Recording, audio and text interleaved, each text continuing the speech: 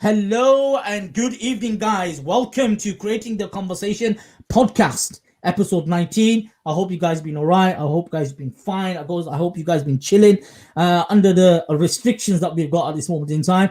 I am your host, Imran Mohammed, and I'm with my big man, the main man, my co-host, Mr. Ivan Humble, the big G. How you doing, mate? You all right? Yeah, all good, mate. Are you chilling? Nothing else to do, is there, apart from to chill? All the That's excitement and exactly it. fun has gone. That's very true. It's That's been- all we can do at it's this been- moment. Well, you know what it's like for us. We've had a couple of schools cancelled this week as well. So we've had a bit more fun than we used to. So it's just been chilling, really. So It has been. I think that's how it starts, doesn't it? Every lockdown, even the lockdown that we had in last March, all right, same thing. Initially, you think, okay, fine, maybe a few weeks, no problem. Then slowly, it creeps up. It becomes a month, then 2 months, then 3 months, then 4 months. Imran, shut up! You're making us scared, man. Oh, okay, I'm sorry. I'll shut up. I won't say too much, mate. And the thing is, look, you got to take it as it comes, doesn't it? What can you do? What do you think? yeah, I agree. I mean, you just can't. There's nothing we can do to change. I mean, obviously the anti-lockdown protests aren't doing nothing to stop it. So it's just best to get on with it. Do what you can when you can. Do you know what I mean? And that's exactly That's it. just the And main thing. It's just that is the main thing. And I think it's we about your own tend personal to. well-being. You just got to keep active. Do you know what I mean? Keep your mind active. Most people's well-being and mental health have taken a bit of a hit this last few months. Do you know what I mean? And we seem to have started this year like we did last year with not much hope. Well, a bit of the hope with the vaccine, I guess, but there's still not much hope for the ordinary person stuck at all. Do you know what I mean? So how long is it for? That's the problem. I did read somewhere that a pandemic usually lasts a minimum of 3 years. That's quite scary when I read that, because I thought I can't live like this for another 3 years. No, it's true, but the thing is this: the reason why they state that, because at the time they're still making a vaccine. At the time they're still looking at how to keep people safe, or at different scenarios, different circumstances and situation. We've not had the same time period. What they've created is rapid, right? But they had to do this. Medical advancement has taken so it's got to that level where we genuinely need something like this ASAP. Thank God it's been done. There are still people who are a bit wary about it. They're a bit worried about it. I get that. But the thing is, what else do we have at the moment? There are a lot of debates at this moment, Ivan. There's debates in different communities. There's councils are talking about it. There's, I know religious communities. I know there are forums, imam forums, chaplains. There are priests. There are rabbis, right? There are monks at this moment who are sitting, talking, discussing, shall we take this vaccine or not, right? Should we do it now? Because it's not been researched enough. Okay, there's a lot of questions that have been raised at the moment, but I think under the circumstances, I've got to give it to the medical world. They've done a phenomenal piece of job. I've got to say they've done a phenomenal job, right? From at least what I'm reading and what I'm trying to learn and understand about what's going on. So I've got to give credit where credit is due. So I think as people who live in this community, in this society, of course, we can always be pessimistic. Oh, bloody hell, our system, all this, and all that. We can be that. That's very English of us. But the reality is, Ivan, we have to find the light at the end of the tunnel, my man. You know what I'm saying? And I think we will find that. We are going to get there. And hopefully, unlike last year, at least we've got the vaccine here. And people are getting vaccinated. And people who are 80 and above are, reacting very positive towards it, with it being in their bodies. So hopefully, all right, there is genuinely some hope at the end, hopefully. Ivan Maman, today we have an awesome program. We have an awesome opportunity to talk to some very young people, individuals who have done an amazing piece of work, right? And something which, in fact, if I'm looking at yourself, the image behind you, which is Becoming Humble, is the footage or the video footage that was created by these individuals. The first individual is Ben Sempi. Hopefully I pronounced that correctly. And the second individual is Steph Undaguba. Undaguba. I hope I pronounced that correctly. Right. So when they come on in a few moments, we'll have a bit of a conversation and discussion with them. Ivan, what was the intention? What was your intention to invite these two young individuals today on to the program? To give them a voice, really. I think what I've learned since I've been with Marine Education is we do a lot of empowering people in schools, and I just think these lads, this crew of film deserve that little lift up, that little shout out. Do you know what I mean? Because, do you know what I mean? And the work they produced was quite professional. Do you know what I mean? I just think they deserve to just talk about it. Do you know what I mean? Because it's all about the youth nowadays, isn't it? Do you know what I mean? They're the ones that's going to try and bring change, and I just think it's good to give them a voice and give them a little push. Do you know what I mean? We have a good network of people we know. Do you know what I mean? So it could lead to something. You never know. Do you know what I mean? So let's give them a shake. And let's do that. And I'm going to call upon Ben Sempi and Steph Undaguba to come forward. Both of these individuals are studying in Norwich University, film and moving image productions. Big up to both of them. Thank you very much, guys, for coming in. Thank you very much for being part of this particular program today. Right. And I'm going to bring on Steph. Hiya, Steph. You're all right? Hi. Can you hear me? Steph. Hiya, Ben. Hi. Thanks very much for having us. Thank you. Thank you. I know you guys are busy. I know you guys are students. You're hardworking. Look at me. Look at me. I'm a liar because I know I was a student myself and I didn't study a single bit. I am. It's hard to be hardworking when you don't know what you're doing. Oh, Literally. Look at it. Yeah. I hope your lecturers are not looking at this. Guys, we are very, very grateful that you came today on our invitation, and I've watched the footage as well, and hopefully we're going to show that footage to our viewers as well and our listeners. And it's an amazing piece of work that you've done. And so I want to open up right straight away with this question: what the hell got into both of you guys? I think there's three of you, isn't it? As a team, yeah, three of us. Yeah, you guys, and you tracked this guy down, Mr. Ivan Humble, and you made a, this amazing piece of footage on him. Where the hell did that come from? I feel like Ben's going to be the one to tell the story because he's the one who found him. Yeah, you can tell the story.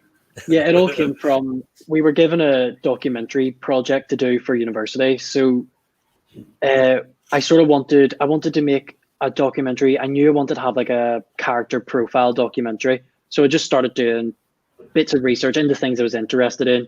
And I came across a documentary on Amazon Prime. It was, I think, Ivan, you'll remember the title. I think it was Britain's Ultra Nationalists. Wasn't that it? Yeah, that's the one. Yeah.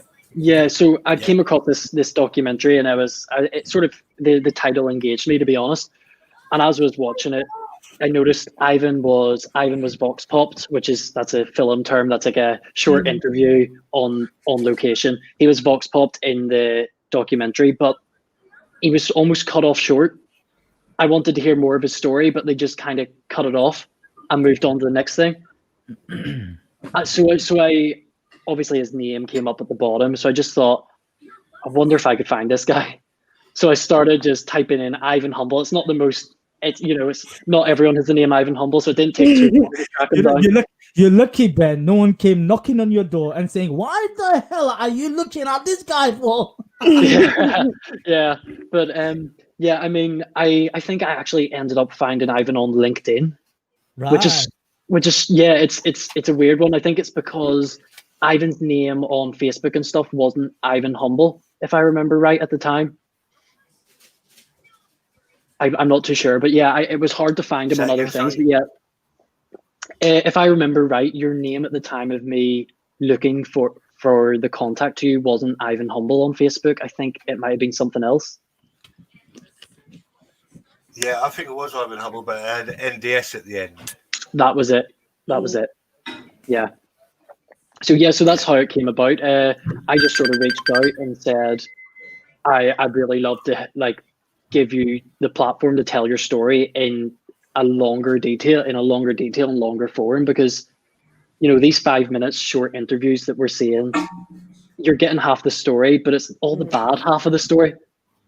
They're not interested in who Ivan has become and why he was like that. They just want to know. So tell us about what your time was like in the EDL. End of. Yes. Yeah. And that's the problem, isn't it? Because a lot of footage, they are much more interested in, the sensationalization of an individual. This idea of what bad have you done? You were part of a really notorious organization, and that's it. There's no before and after. Yeah. And I think what you guys have done is a phenomenal piece of work. And I want to show, before we go on, I want to show a little bit of that footage. But before I do that, I'm going to ask Ivan, when these young people approached you, right? What went through your mind?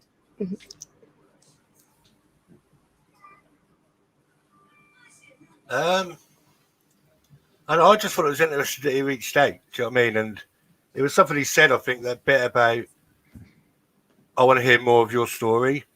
And Ben's right. A lot of the people who talk to me, and you know him well as well, they only want my past. They don't want to recognise me for my future, what I can bring. I'll always be remembered for my past, which isn't fair, really. People move on. Do you know what I mean? So I hope this gives a bit more insight into that. I don't know. Not everybody is a bad one. Do you know what I mean? And I think for Ben and Steph and the rest of the team to think like that, all right, that tells me about how you are going to become some, really amazing for the documentary filmmakers and other areas of work that you will do. And I just want to say straight out, thank you very much. But let's see what you guys have done, a little bit of the footage, and we'll share the link as well for others to go and check it out as well. Thank you. It didn't matter what color they were, white, black. If they're Muslims, we hated them. My name's Ivan Humble. I'm 49 years old, born in Lowestoft, and I was a former regional organiser for the English Defence League for around 5 years. Growing up in Lowestoft over the years, when I was a kid, there's lots to do. Bring it forward to nowadays, not so much to do with the cuts of the community centres and stuff like that. Our industry took a big hit, so we lost the fishing industry years ago. A lot of the factories are shut, the chicken factories, Bolton and Paul making windows and door frames. A lot of our work right our way now is seasonal or shop work. It's kind of a dying seaside town now. Our Muslim community in my town is really insignificant because of the numbers. We have a population of over 60,000 people, and we have a Muslim community of just probably about 100 people. Now, this is an amazing piece of work that you guys have done, I've got to say, right? And I think the rest of the video itself, the clip as well, is online, and it's something that we're going to share for others to go away and watch as well. And hopefully, right, people will show their genuine interest in this particular material, because I think you've done an amazing job.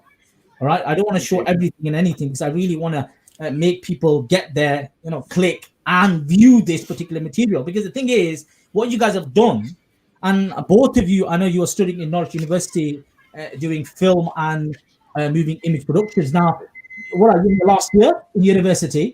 And Yeah. you've used an amazing piece of, cinematography here. You've done an amazing piece of work, right? Man, you guys are being taught well, aren't you? or is it something else? Is it because you have a lot of passion? What drives you guys? Right. So if I can put that to Steph, what drives you guys to find the story? Because you must have put your heads together, and you went to this gentleman. You came up to this gentleman and said, "Look, we want to make this because we want to show the before and after and find out about a lot of stuff." So what got into you guys to do that? That's a really good question. Can you hear me? Yes, we can. Okay, beautiful. I think with film as like a medium, I think personally for me, I actually prefer documentaries compared to like films. So when we actually got the chance to do this film, kind of when we started, the project was to have two ideas. So we had the Ivan Humble one, and then we also had an idea, I think it was to do a tattoo shop, the second one. Yes. And then I remember the first time we tattoo fixes. Yeah, something like that. We got into like groups, and then Ben was like, okay, I think I found this guy's name's Ivan Humble. He used to be part of the EDL, and now he does charity work. And me and Lucy were like, oh my God, if we can get this guy, this is such a powerful story. Like I even remember being in the room because I did the sound recorder, so I was recording the sound, so I can like hear the sound. So I'm hearing his voice. I literally had goosebumps when he was telling the story. For me, I think with documentary, the difference is, I think the difference between that is you can kind of see the humility in people. Like I think the biggest part of the story is the change that he went through, and I think I resonated with that as well because obviously I haven't been part of like a big organization, but it's just changing as a person, knowing that okay, maybe there was at one point I did something really, really wrong, and this isn't who I am now. So now, kind of having that change and being able to like tell other people, I think for me the change was like the biggest thing I resonated with, especially when I was like editing it for my for the uni. So that's why I enjoyed it. And then we met Ivan, and then we all kind of just gelled well. And then he took us to Lowestoft, and he was kind of just showing us around, just showing B-roll, kind of. And then also we got to meet his daughter as well, that was really sweet because you trusted enough for us to actually meet like your family members. So it was a sweet experience for me. I think it put my love back in documentary because I remember in first year I was in a group and it just wasn't, the documentary made just wasn't, I had no passion for it. I was just sitting there like, oh my God, I'm wasting my time. And then then next year comes the second year and now I'm actually doing something that I love. And this documentary meant a lot to me. It meant a lot to me.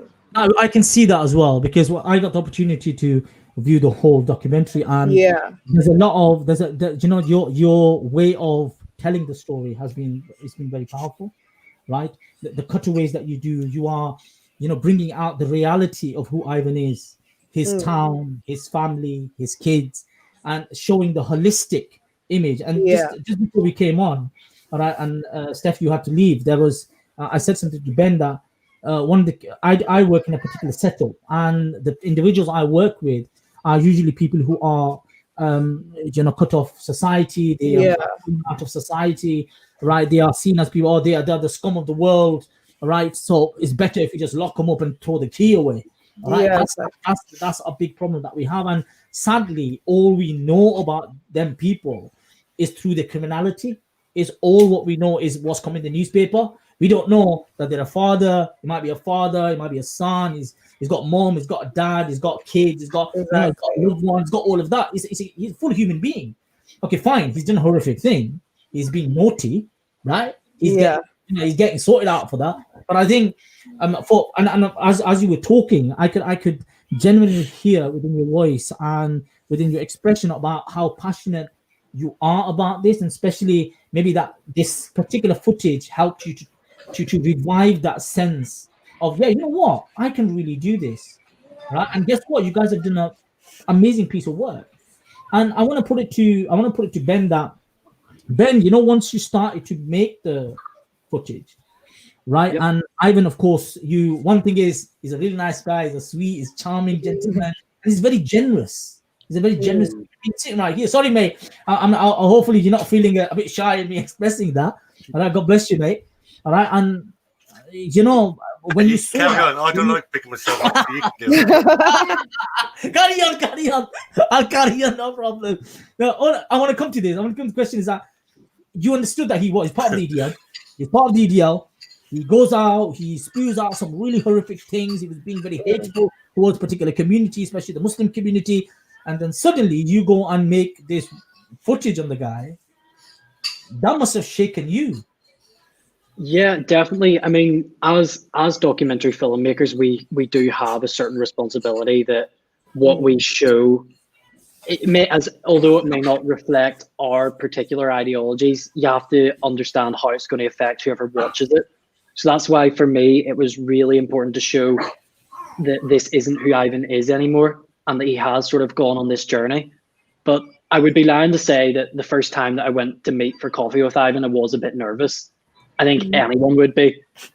It wasn't that I was nervous of Ivan or who he was, particularly as a person, but it was just that I'd never spoken to anyone who has been sort of involved in that before. So it was just sort of to understand how Ivan works as a person, which it didn't take very long. I mean, Ivan's a completely normal, genuine, really down-to-earth guy. But yeah, there was that sort of, not fear, but just nervousness before going. Definitely, yeah. And I think that them nerves, all right, were settled straight away once you saw that beautiful smile on that face. Ivan, man, you know when these young people turned up, and like I said before, and you started the way you are, right? You're a generous man. You do your thing. Was it a bit like a shot? 1 minute. Why are you interested in me for?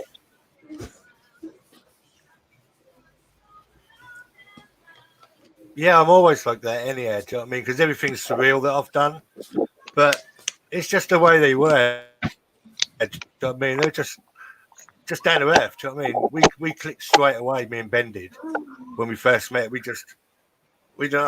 And I think that's important when you do films with people. I've done a lot of films with people and work with people who are passionate, and you can tell that just by how they're talking about the project. For me, they won me over. Do you know what I mean? It's because nobody's really heard the other side. Do you know what I mean? They really hear my past. So this piece has given me that chance for people to hear the other side, the human side. Do you know what I mean? And that's the important side. That's a very, very important side, that a person can live a particular type of lifestyle. All right, if, intentionally or unintentionally. Sometimes they probably did not want to go down a certain pathway or alley. And these two individuals, and the third as well. What's the third partner's name? Oh, here you guys. Lucy Cummings. I think you're muted, Ben. Okay, Lucy. sorry. Yeah, Lucy. Thank you very much. Yeah, Lucy as well. All right, and I want to, and I think what Ivan just said about Ben. Ben, I know that you are from Belfast. Yeah. If it's okay, if I can mention the. Yeah, go ahead. Yeah. Okay, Ballymena that you're from. Right now, coming from Ballymena, coming into England, right, and you come from a place of conflict. Yeah. You have seen conflict. You have seen, that type of tension. You've seen, this whole standoff of them and us, right? So my first part of my question is, how old were you when you came here, right? And how was your experience living within that type of environment where there was an environment? Okay, that conflict is much more based upon Protestants and Catholics. Yeah. Right? The skin color is the same. Do you know what I'm saying? Right. But what was your experience? And do you believe that experience has a massive part to play in the type of work that you want to do for the future? Yeah, I mean, so I actually my parents still live in Northern Ireland, so I only come over here term time. So I was there at Christmas and stuff. But yeah, I mean, I can't say I've experienced the conflict firsthand, but I suppose that things that we would sort of in Northern Ireland that seem normal whenever you come over to England and you see how it's different over here. So like, for example, there's been times where I've been in Belfast and I got stuck in Belfast because all the trains were stopped because of a bomb scare. That's a pretty typical thing to happen in Belfast, bomb scares. And then you come over here and it's like a completely different world. The first time I came to Norwich, I was walking down the Prince of Wales Street, which is sort of where all the clubs are. And there was police lined the whole street. And that's something I think the police in Northern Ireland don't tend to get out of their cars, I think, for their own safety more than anything else. And I actually went up to a policewoman and I said to her, like, what's going on? What happened? Thinking, there's something wrong here. And she said, oh, no, it's just a Friday night. We just always have a presence here. I was just like, whoa, this is. It's just people in Norwich are going crazy. That's what it is. Yeah. Too many drinks. That's what it is. Yeah, I mean, like living at home, it's more the small things that you don't really notice, and then whenever you do come over to somewhere a bit more relaxed, like England, you see those subtle differences. But I think a big thing about coming from Northern Ireland is that everyone in Northern Ireland has a story and everyone has a past. So, like for example, my granddad who's passed away during the Northern Irish Troubles, he was a prison officer. Right. So I was always hearing stories about, the hunger strikers, and he had worked on the wing where they were striking and things. And it was just always hearing people's stories, I think, is what sort of propelled me into filmmaking. Like, I wanted to be able to tell those stories. So I think that, and a lot of the people in Northern Ireland don't have how do I put this? the cleanest of backgrounds, they've also had maybe a sketchy history. So, I mean, like you see people, I know people from home whose parents were maybe involved in things back in the day, and they're the nicest people. But it's not sort of, if you put a label on them, oh, he was in this organization or she was in that organization, it's kind of, there's some parallels to Ivan's story. So I think that's what sort of attracted me to that. And I think that's powerful. And I think coming from that particular experience, right, even though you weren't directly impacted by it per se, but you're like you said, you told us about your grandfather and you told about your family, right? You've been living in conflict. And I think finding that akin with Ivan within that particular story is really, really powerful. Steph, I know you're brought up in London, yourself. You've turned up in Norwich to study. You've worked in certain areas, but your background is Nigerian. Yeah, I was born there. Born in Nigeria. So how long were you in Nigeria for? I was there up until I was like 5 or 6, and then I moved to the UK. Oh my God, that must have been a culture. That must have been a culture shock for you as a young child. It was. Coming into England, seeing all these too many maybe white faces. All right. What was your experience in coming from Nigeria as a 5-year-old, right, into England? How was it? Yeah. Well, I mean, I was 5, so I'm not gonna remember like a lot of things. But I think one thing that for me, since I was young, when you're a kid, it's like an adventure. So I'm not really seeing it as like, oh my God, there's so many white people. I'm just like, there's so many, because I moved to London. So London is not just white people, it's Asian people, it's Eastern Europe. Yeah, I was just seeing so many different people and just different cultures. And for me, as a kid, I've always loved and embraced that. So that's why I'm kind of grateful that my parents chose to come to London instead of like maybe Edinburgh or somewhere else. So you got some problem with Edinburgh, Steph. I have no problem. That's just the first thing that came into my head. I could have said Wales, okay? I could have said Wales. I could have said Ireland. But for me, I think it was good. I enjoyed it. I actually enjoyed it. In both of you coming from 2 different countries, right? And if you, I don't know, Ben, if you know the history of the Irish in England, it's been a very difficult one, very historically. All right, there was a time when. If you go to the shop, they would say on the outside of the window of the shop at the door, right? It would say no Irish, no blacks, no dogs. Right? That was the say. Of course, thank God Almighty, we have progressed from there immensely. As a young Irishman, and of course your accent is very profound. We can tell that you are part of Ireland. Well, okay, so if you don't speak and you don't talk, a lot of people might not assume that you're from there. But once you start speaking, do you still feel that there's some sort of, stigma? There is some sort of, sense of the other. Have you ever felt in England? Yeah, I mean, I think more, it happens more when I'm on the phone with someone. So a lot of the time, if I'm in a group and we need to get in contact with, say, a documentary subject or a location, I'll ask someone else to go on the phone. And it's not that I think that I'll be marginalized because of my accent, because I think people from England think it's... Yeah, 1 second, Ben, I can't hear you that well. Is there there's someone at the background? It's okay. It might be tough. Steph, is there someone behind you? Ivan, Yeah, behind you? Yeah, 1 sec. Let me mute and then. Yeah, thank you. Go for it. Yeah. Sorry. So it's more I think that it comes across less professional, which I suppose is like the same as someone who maybe has a Scottish accent might experience that as well. So you still feel that there is some sort of stigma. There could be you may be seen as someone who's not as professional, maybe it's not as English, but it's not as prevalent, not in your face, as maybe it was in the past. Now, definitely not. I mean, I can't sit here and say that I would experience the same sort of discrimination as someone like yourself or Steph would, who I'm sure have experienced a lot worse than what I have. But yeah, there's definitely a stigma to it. It's okay. Go for it. Stigma too. It's okay. It's good. It's good. Don't worry about it. Go for it, Steph. Let's put the same question to you. Right? Have you come across? I know you're living in London. You have a particular experience, more multi-diverse. It's a very diverse society. And community. But you studied in Norwich, out of all places. Yeah, living in Norwich was definitely like a culture shock for me. Probably the first time I've actually felt it in my life. Because for me, I think when I was applying to Norwich, I didn't even know where Norwich was. Firstly, I had no clue. One of my friends was just like, No okay. one does. No one does. Trust me, no one does. She was like, okay, there's a really good university anyway. It's in Norwich. It does film. And then I just went to the open day, and then I was like, okay, I could see myself being here.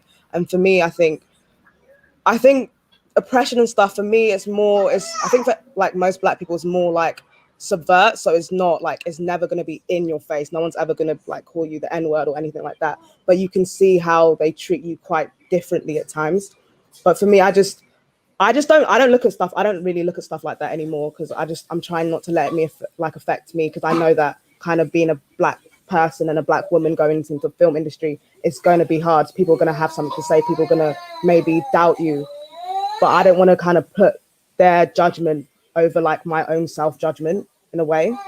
So for me, I'm trying to think of like particular, sorry, you're going to hear the baby in the background. I'm trying to think of like particular experiences, but I don't have any, because it's more like a thing of me thinking, okay, they're kind of doing that because I'm Black, rather than, okay, I know they're doing that because I'm Black. So they don't know me, they don't know my character, they don't know my person, all right, anything. And I think that's really powerful what you've just done.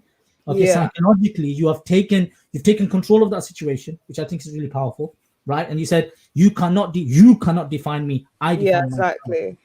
That's really cool. You know what I mean? And I think what you've just said there, because of Black Lives Matters, right, which is a massive movement at this moment in time, and immense discrimination of different communities, and especially sadly, racism is a very primitive way of discrimination. Let's get that straight.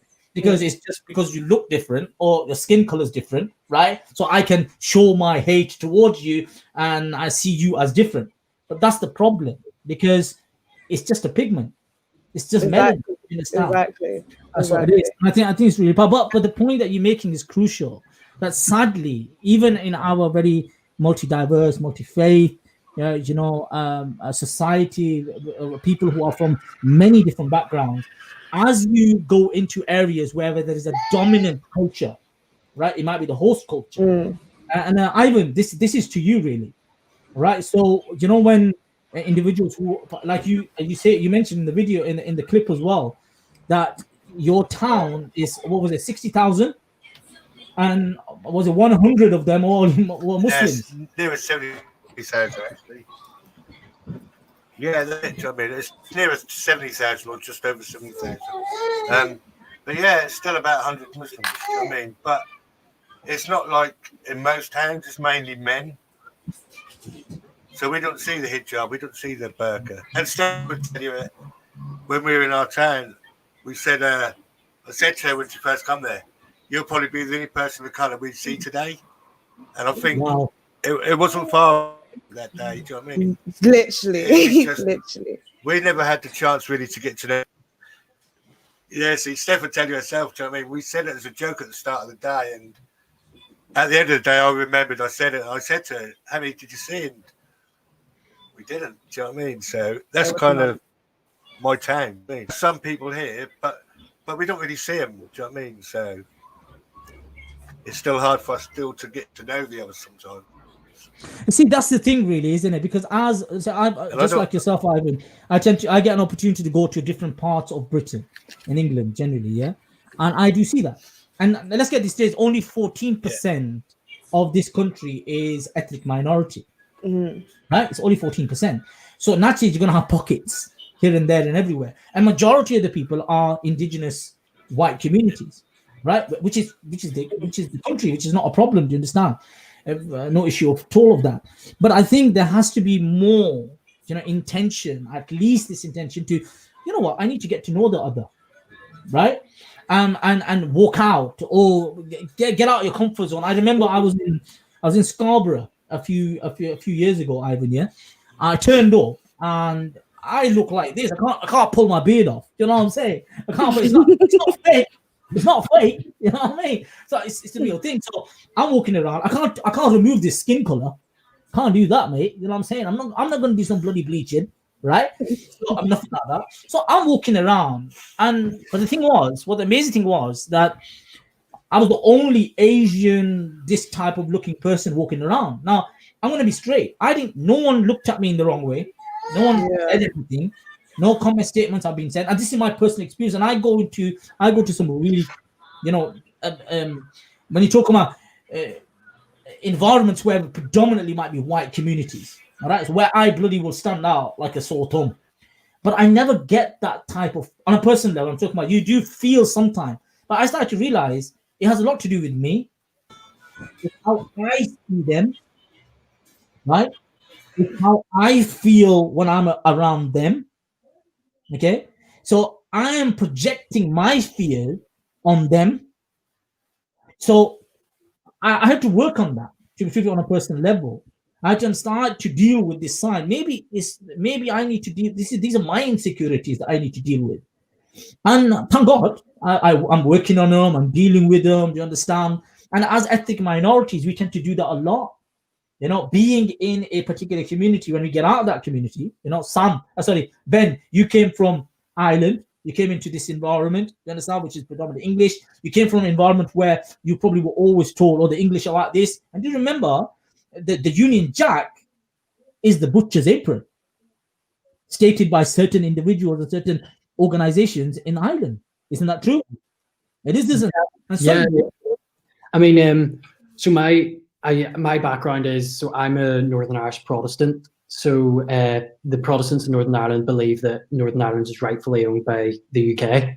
So we would see a lot of conflict with the Protestant and Catholic sides in Northern Ireland, and it all sort of ties back to England. So you see a lot of the decisions, which the people of England might not know, but a lot of decisions being made in England are directly affecting us. And go for it. You okay? We can hear you. Sorry. Yeah. I just also wanted to just make the point that I think Steph said earlier about how diverse South London is. I think that's so interesting because it's the exact opposite of where I've came from. Where Northern Ireland is such an isolated country that I think during the time of filming, me and Ivan got talking about this, how there's a lot of parallels between Lowestoft and where I'm from. That we really don't have a big Muslim community in Belfast. And I think in my whole high school, there was only one person of color. So how was that as an experience, on the other side? All right, Ivan has just said, we didn't see anybody, and predominantly we didn't see hijabis, people with hijab, or people with color per se. So from your perspective, okay, fine, you're in conflict, you are from a Protestant community, okay, you have your own conflict and etc. But there was only one Muslim in your school? Yeah, and he wasn't even a Muslim guy. He was just a person of color. There was actually no Muslim people in our high school. No, 1 minute. Let me hold you on that. That's really interesting. Because the sad thing is, as a lot of white communities in certain white areas in this country, predominantly white communities, when they see a person of color, right, they assume that they are of a certain faith, and predominantly they think they're Muslims. I know that happens a lot with our Sikh community, right? So because they've got a turban, they've got a beard, right? They tend to convolute, right? They think this color means a particular religion and faith. So I think that's exactly probably that individual felt the same, or you guys felt towards that person. Yeah, so it's kind of strange because there wasn't really any. I think just maybe it's because of the high school I went to, or it's because of Northern Ireland in general. But I think that a lot of the high schools are split: Catholic high schools, Protestant high school. So you would hear a lot more bigotry comments towards the other religion rather than the skin tones. Yes. So, I think one of the main things that we're seeing now, and in the town that I come from, Ballymena, it's quite a predominant issue, is that we're seeing a lot of Romanian nationals arriving. Right. Ballymena, and that's sort of where the parallels go between sort of Ivan talked about seeing these articles about the Tower Hamlets and about all these Muslim people moving in. We're seeing that in Ballymena now. You're getting groups like Britain First showing up and videoing them coming off buses and harassing them. And it's sort of they don't know where these people or what circumstances these people came from. And I mean, you hear the typical thing you hear all the time, oh, they're taking our jobs or whatever that's meant to mean. But really, these people are coming in and they're doing jobs that you wouldn't do. Yeah, the menial jobs. Do you understand? They're gonna be working in farms. They're gonna be doing whatever. Do you understand? And they're hard-working people. There's no doubt about that. But the problem is by mentioning this, right? See, this is something what you find historically, right? When the Jewish community came, they got their share of hate. When the Irish community came, they got their share of hate. When the black community came, they got their share of hate. Then the Asian from the subcontinent came, they got their share of hate. 1 minute, we just hate everybody because they're different. And the sad thing is, now we have Eastern Europeans coming, and even because of Brexit, even that's all over the damn place. You know what I'm saying? I think sometimes I do think about this, and maybe I'm being pessimistic around this issue. That maybe that is the psyche of the British, or is built in within the British. Anyone who comes and steps on my toes just because you look slightly different, I'm going to hone into that. All right, and I'm going to exploit that, which probably is a discussion for a different day, guys. I wanna mention something. There's this comment that's been put by one of our regular listeners, Ahmed Patel. He said, "I use my Yorkshire accent to let people know I'm a fellow Brit." What do you guys think about that? Well, I mean, you might have to show me how to start using a Yorkshire accent. It is impossible. No, genuinely, look, that's something that I think minority communities would do. Like even myself. Look, I'm from, by me talking and discussing, you know exactly what part of the country I'm from. Look, I'm third, fourth generation in this country, right? Now, naturally, I have a particular accent. I hold a particular accent. I have a phone voice. I have a discussion conversation voice. We do that. All of us do it. All right, from professional to colloquial or street language. We all do it. At home, I speak 2-3 different languages. You understand? So I do have that side to me as well. But in a way, I agree with Ahmed here that to feel more of the community, right? We like chameleons. We like to take the environment within ourselves. Would you agree with him? Would you say that is something that we do? Maybe not maybe other cultures might do it because of the dress code, right? They might do me down. Like today, I've got this jilabaya on. You know what I'm saying? hey, I've got it on. I thought, you know what? I'm chilling today, so I'm gonna put it on. So I'm relaxing, but I've got this on for so certain part of a community. They might say, "Don't tell me wearing." That's a bit weird, that. All right, but that's my culture. That's part of my identity, my belonging. You know what I'm saying? But do you think what Ahmed is saying is based on truth? Do you think that's something that as ethnic minorities we do? And coincidentally, both of you are exactly that. Just because you're white, that doesn't take you up, mate. Yeah, I mean, I was about to say I wouldn't really call myself an ethnic minority just because I know the struggles that ethnic minorities go through, and I don't feel like I've been through that. But yeah, definitely. I mean, I even noticed that since moving over here, I'd start using maybe like London slang words, things like oh, that's peak or something. You know what I mean? And like words I'd never even heard of before moving over here. I think it's when you're in, I think when you're in a circle of people, you just do whatever you can to sort of fit in with that circle. Yeah. And I think language is a big part of that, definitely. Would you agree with that, Steph? Yeah, I would agree. I would definitely agree with that, because even for myself, obviously, me talking now, that's differently how I would talk to my friends, how I would talk to my parents, because I even speak a different language as well. I think kind of Igbo, I speak it a little bit. I understand it more than I can actually verbally speak it, because my parents stopped speaking it to us when we moved to the UK. So they used to just speak to each other. But kind of bouncing off what Ben said of language and people wanting to fit in, I think maybe it's more of a subconscious thing we do rather than actually wanting to just fit in. It's just okay, you've introduced me to this new thing, let me start using it. It's kind of like when you get into a relationship with someone, you start to become them, sort of in a way, you start to use words and phrases they kind of use. It's like with friendships, you kind of do the same, you have the same thing, I'd say. Go for it, Steph. Yeah, I think the Yorkshire thing is more funny, but there's definitely truth to it. There's definitely a lot of truth to it. There is truth to it. And look at this. I would look, my man. If you met me first time, I would say, what you doing, bro? You're okay, bro? What's going on? Like my life. What is going with you, my bro?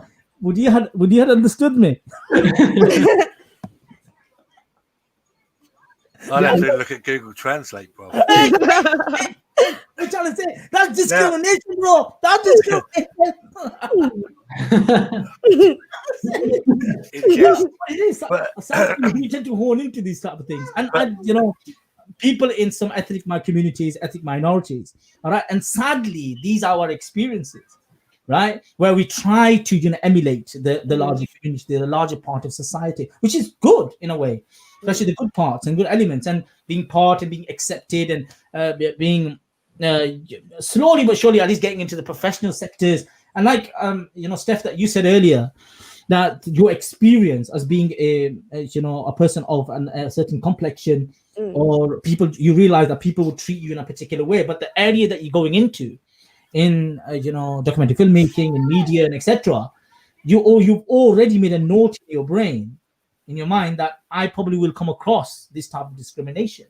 Yeah. Right? How are you preparing for that, if I may ask? And I know you're still studying in universities. I know it's got a lot of stress around your education, home learning. Oh my God, what the hell am I doing 24/7 on the without the Facebook and Twitter? Without the Facebook and Twitter, please. Stop it. Stop it. Do you know what? That's a good question. I think for me, the one thing is my parents raised me to like be proud of who I am, be proud of being Nigerian, be proud of being a Black woman. So it's not something I'm fearful of. When it happens, I think speaking of it now, maybe because I'm quite an emotional person, it might get to me, but I just have to remember, like, that's not who I am, and they don't even know who I am. So why do I care what they think about my color rather than me as a person, me as a human being? So I think I'm just prepared. I think I'm only 20, but I think I have a lot of like self-confidence and like kind of knowledge of like my essence as a person to just not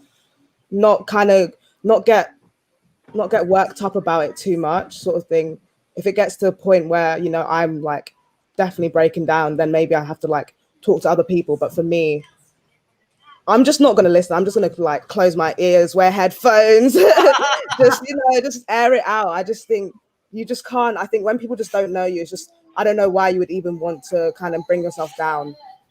And I agree with you. And I think that's very, very powerful. And Ivan, let me say this, my man. The great hope has come. Our new generation thinks very differently to our generation. Thank God. Do you know what I mean? That is bloody brilliant. And it is. And I think that's exactly. Yeah, it's what I've been saying every time we go into a school. Do you know what I mean?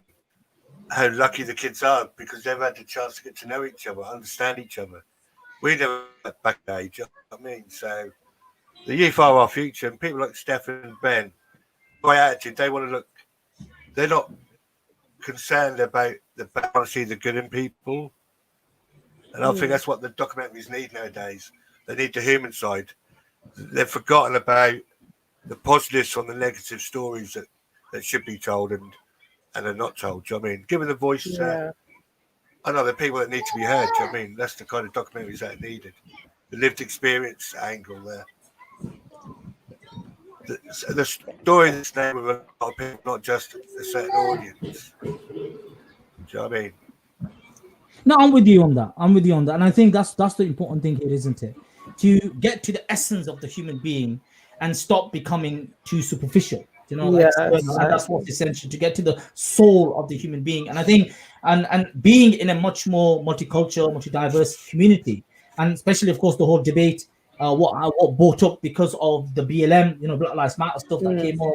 You've had a number of other issues of concern that have been going on recently as well. And I think that's made it much more clear, or at least a point of discussion for our societies and our communities.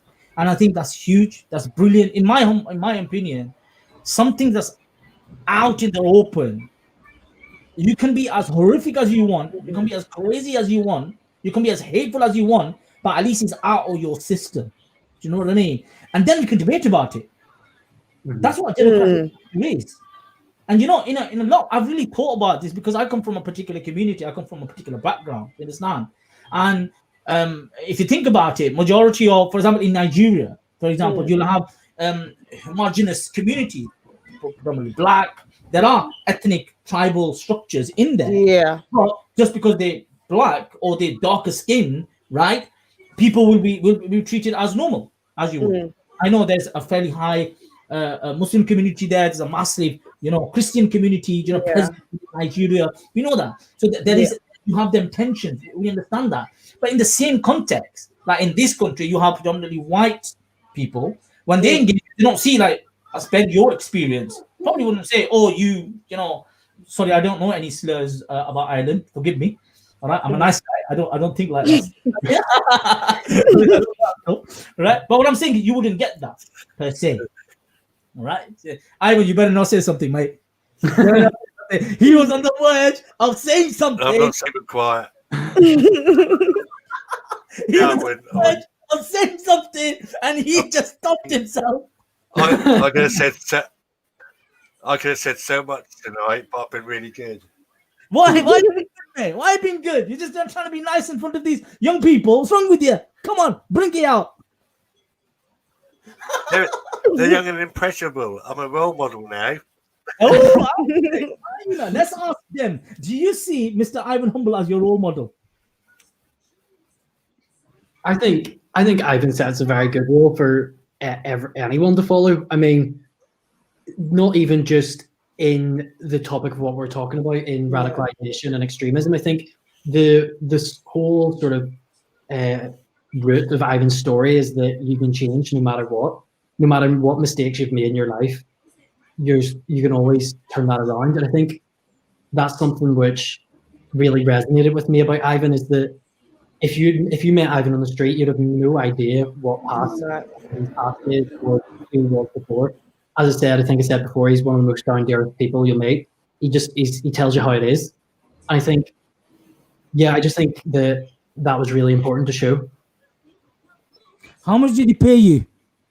Not enough. Not enough. No, I'm joking. No. No. That was, No one going to say anything nice, mate.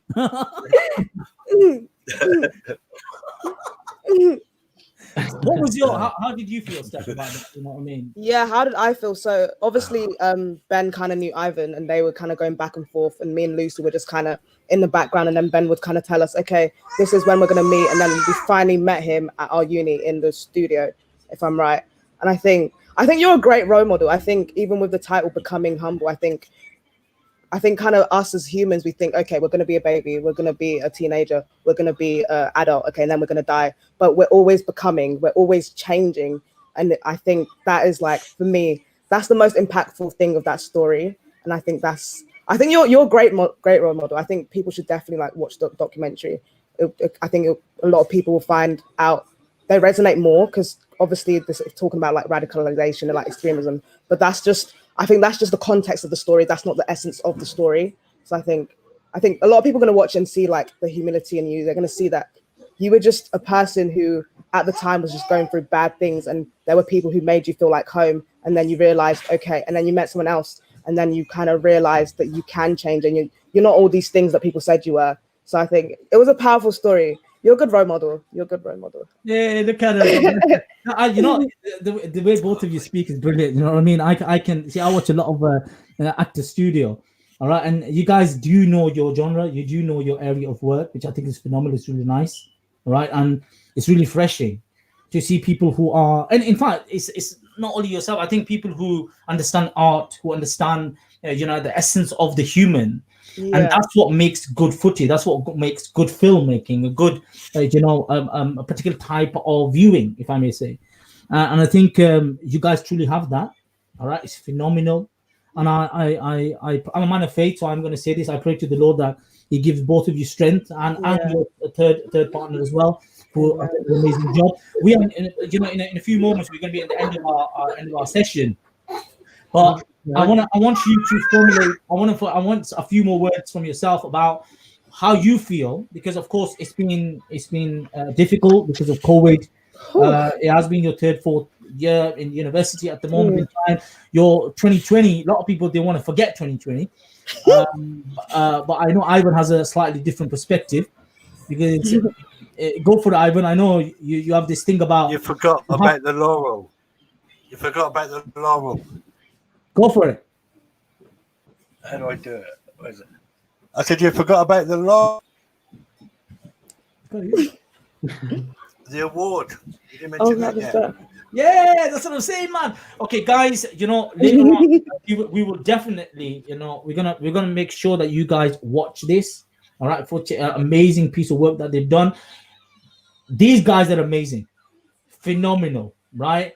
They have been recognized for this exact footage that you guys will see, this film that they have made, and I will make sure that you know I leave a what's that link to this at the bottom as well on YouTube as well as on Facebook. So guys, do go there, do watch it, do check it, do thumbs up, give it a thumbs up, give it a like. Do you understand? That's what we want from that, hopefully.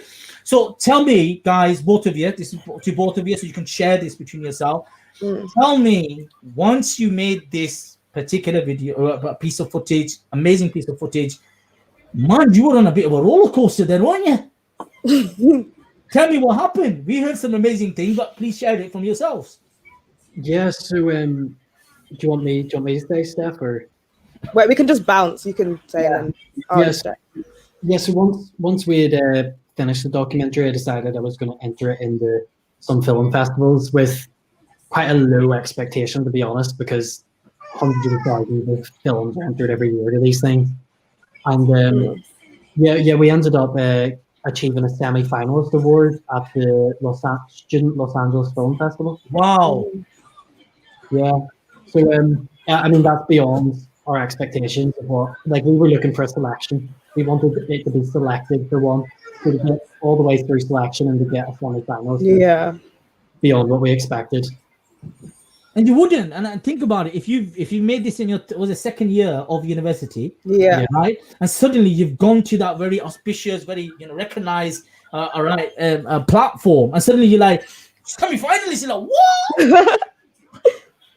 Tell me, Steph, how did you feel? Yeah, you make it sound so easy, but I don't think it wasn't as easy as that, because if you think about it, we had like 30 minutes of footage that we had to condense for like 5 minutes, and then our lecturers kind of saw the film and they liked it. They were like, okay, you can do it to 7 minutes. So we had 7 minutes. But I think for me, it kind of not made it seem easy, but it's like, okay, so a documentary, all it is really a great and powerful subject and just like a story. I think a story that kind of has some change in it, something there's like a point where it's not the same anymore. So for me, it made me realize that, okay, maybe all I just need is a camera and someone and just a story, and that's just it. And you can just go to places, because I wasn't even, Ben told me this, I think he told me this last year in our third year. He told me, he just like signed us to a couple like film festivals, and then he's like, yeah, and we got semi-finalists to one in LA. I was like, in LA? That's so random. That's like across the globe sort of thing. So it just I was really hopeful. Like, it gave me a lot of hope for my future, and maybe it's not going to be as hard as it seems. No, but the thing is that credit to both of you, and all three of you, the ones who got this, and in fact 4 of you, Ivan, you get some credit on this as well. Yeah, exactly. Your mug's on it, nobody else's. You know what I'm saying? No, what I'm saying is that, look, in this particular context, you, no doubt, right? It's not that straightforward and easy. There's no doubt. Yeah. But in any area, all right, and especially when it comes down to the areas of presentation, what the audience like is the power of storytelling, right? Not everybody has that skill and ability. Choosing the right footage, the right words at the right time, right? That's what makes you good. Look, I watch a lot of stand-up comedy, yeah. And what I like about Dave Chappelle, for example, why is he on the top of his game? And all comedians watch him. Why? Because he's an amazing storyteller. Yeah. That's what he's got. He makes you laugh. You laugh your head off, right? That's what you do. But it's the stories that he tells you, and in the manner that he does it, which is really powerful. And I think what you guys have done with this footage is exactly that. You've told a story, and that's the key thing. It might for some people might be, okay, 1 minute, they just done this and presented it. It takes guts Literally. to present your own material right, at that particular platform. So credit to all of you guys, man. Right? Don't see it as that. Even and I always say this. I go, look, it takes many years for individuals to perfect a particular skill and ability or artistic ability. It takes a long time. If you guys are like this now, imagine where you will be in 30 years time. Oh, you're sweet. You're so I'm stating the facts. I'm not saying anything less than I'm being yeah, no, it's true. truthful, It's true. It's true. Yeah, and that's good. That's a brilliant thing, and I think that's what we need. There has to be this essence of confidence and you guys have that. You guys are brilliant. Do you understand? Okay, you got us guys a bit loonies here talking about this and talking about whatever it is, but it ultimately is, look, even our work, and Ivan knows this, and what makes the Me and You brand and the organization and the work that we do is based upon stories. Right? It's based upon stories, and what makes Ivan's story, what makes the whole footage, the whole element that we have with this individual, Ivan, my man, it's your story. It's your story which resonates with people, right? The highs, the lows, the cries, the laughs, the jokes, the whatever they are, all right, the anger that we see, but that's what grips us ultimately.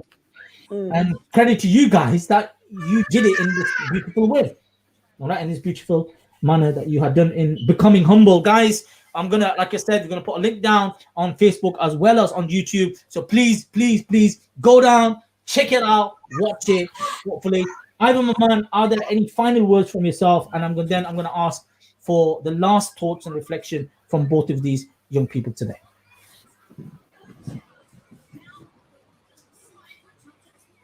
Yeah, I just want to say thanks to you all. Do you know what I mean?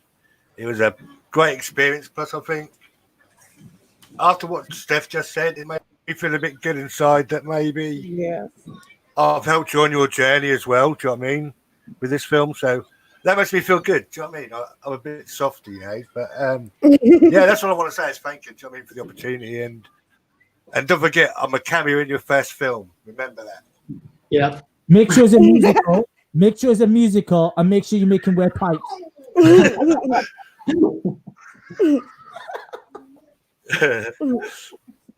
So Steph and Ben, if there's I just want to say thank you very much from my side as well. Thank you very much for accepting our invitation, coming down and talking to us about the film itself, Becoming Humble, and telling us a little bit about your background as well, which has been fascinating, I have to say. And you guys are amazing. I'm going to say that. So God bless you guys. Look after yourself. Take care of yourself. Is there anything, Ben, you want to say before we leave it with the young lady, Steph, in the last words, that she can say something inspiration, something from your own experience, right? Or something from your life that you would want to share with our viewers, our listeners? Something from my life. What I was going to share is that there's a text at the end of the film which I think is really important for people to realize. It's that I think it's religious hate crimes have went up 429% since 2018 in the UK, and that's just religious hate crimes. That's not racial hate crimes. That's just religious hate crimes. And I think that it's something which is brushed over quite quickly, but we do need to start thinking about it. And we do. Yeah, and the last thing, just want to say again, thanks very much to Ivan for sharing the story with us, and to you yourself for letting us come on and giving us the opportunity to talk about this. And it's nice of you, Steph. Yeah, mine's just going to be short and sweet. I just want to thank both of you, and thank you, Ivan, for letting us trusting us to tell your story. I kind of have a motto I say to myself, and it's change is constant, but love is eternal. So we're constantly changing, but the love that you have for yourself and other people is the strongest thing I think we have as human beings. So that's all I have to say. Thank you, guys, and that's beautiful. Last words that you've presented. Hopefully, we can drag you back onto here, all right, and we get an opportunity to see you. Hopefully, when all of this COVID, everything's sorted, all right, we can meet physically as well. Have a cup of tea, have a cup of coffee, and just relax and have a bit of a chat. Guys, you've been listening to Creating the Conversation podcast. All right, today has been an awesome opportunity. We spoke to Steph, we spoke to Ben, right, and of course, big man himself, Mr. Ivan Humble. I'm going to say peace out and take care of yourself. Hopefully till next time. Goodbye and God bless. Bye bye.